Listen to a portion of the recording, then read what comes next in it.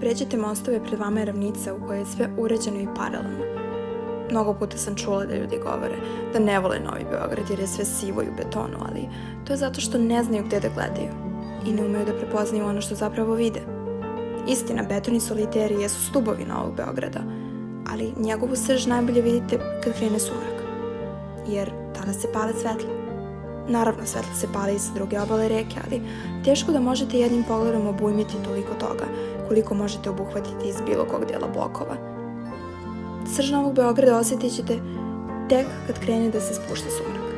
Prvo se javlja popodnevna izmaglica, u vazduhu je neki prah i sve boje dobiju isti preliv, kao kopreno. Tada deca na igralištu znaju da moraju kućama, odrasli izlaze da prošetaju pse jer je napokon zahladnjalo, a omladina se sprema za noćni život kraj reke. A onda kreću da se pale svetla.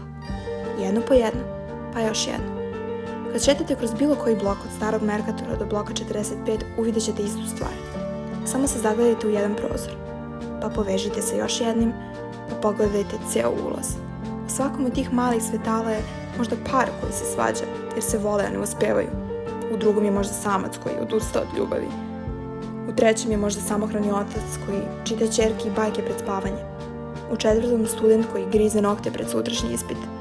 U petom je možda neko ko ponovo uči da voli. U šestom par koji posmatra igralište puno dece i jedva čeka da dobiju svoje dete. U sedmom penzionerka koju godinama ne posećuju ni deca ni unuci. Koliko je ljudi u tim svetlima koji nikog nemaju, a koje zdravlje sprečava da siđu u svakodnevicu. Sve što oni imaju je pogled na sva ova svetla i sve ove sudbine. Šta je sa stanovima gde nikad ne gore svetla? Leže zaboravljeni, puni uspomena koje je neko skupljao čitav svoj životni vek, da bi potomci otišli u beli svet i zaboravili ognjište iz kog su potekli svoj jezik i tradiciju svoje zemlje.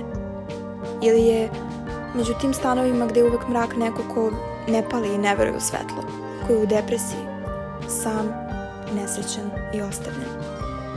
Kada proširite pogled iz jednog ulaza ka celom soliteru, pa na ceo blok i onda na sve blokove koje vidite, tada osjećate kako pulsira život i svaku od tih priča. Osjetite koliko ste sitni, iako je prolaznost života tu, ali ona je gotovo opipljiva pred predelom koji posmatrate. Osjećate i zahvalnost, što vaše svetlo još uvek gori. Zatim, svane. Svetla se gase i noć odlazi, zavesa se podiže. Nestaju strahovi i nadanja koje su otkucali prethodni sati.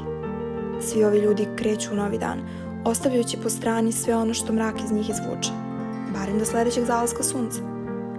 Ti ljudi su među nama, naše komšije, kolege, prijatelji. Svako od njih bije svoju bitku i bori se za svoj san. Novi Beograd jeste bunt, ali i kultura jednog vremena koja je svakim danom sve dalje od nas. Mene lično uči da budem fina prema ljudima koje sretnem, jer ne znam kakve oluje njih drže budnima do jutra. Novi Beograd nas sa jedne strane čuva svojom betonskom snagom i visinama, a sa druge strane nam pokazuje svake noći. Sutra je novi dan. Tebe ne definiše ono što si prošao, već ono što osjećaš da jesi.